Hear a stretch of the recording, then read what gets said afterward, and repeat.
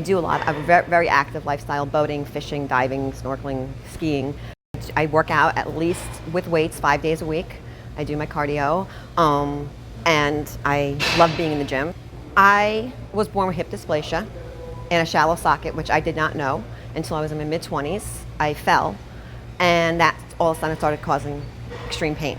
So I went to a doctor, and they said, yes, you have hip dysplasia and a shallow socket, but because of your age, there's nothing we can do about it because you're too young for a hip replacement and you're too old to have any other kind of corrective surgery. So Diyna Swiderski is a very young individual for needing joint replacement surgery. Typically we see this in the elderly patients, typically the over 65.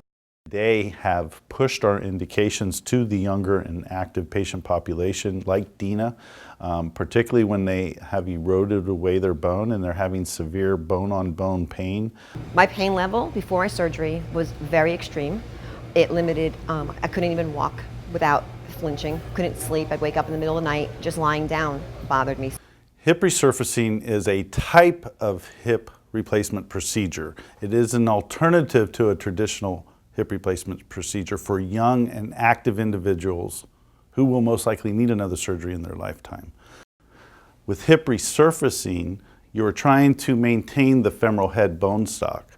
So even though you still do the same thing on the socket side and putting an implant on that side, on the femoral side, you're maintaining this bone stock, shaping the femoral head to receive a resurfacing cap, if you will. It has the advantages of being bone conservative. The first day they actually had me up and walking with a walker. And after the second day, I said, I'm not leaving this hospital with a walker. Recovery was easier than I thought it would be. She was incredibly energetic and willing to do whatever it took to get better. I couldn't ask for a more perfect patient. Dr. Fabel is a very unique doctor. He is very, very well at what he does, and he doesn't sugarcoat things, which is awesome, which I like about him. You know, he will tell you how it is, and you don't have to worry about things because you know that you're in great hands. And basically whatever Dr. Fabel says, you're like, okay, because you know it's going to be okay. So I think he's just I love him for giving me back my life. Some days I felt like I was like walking with a little spring in my step because I was able to get back into the gym and do the things that I wanted to do. And I really, really tremendously enjoyed it.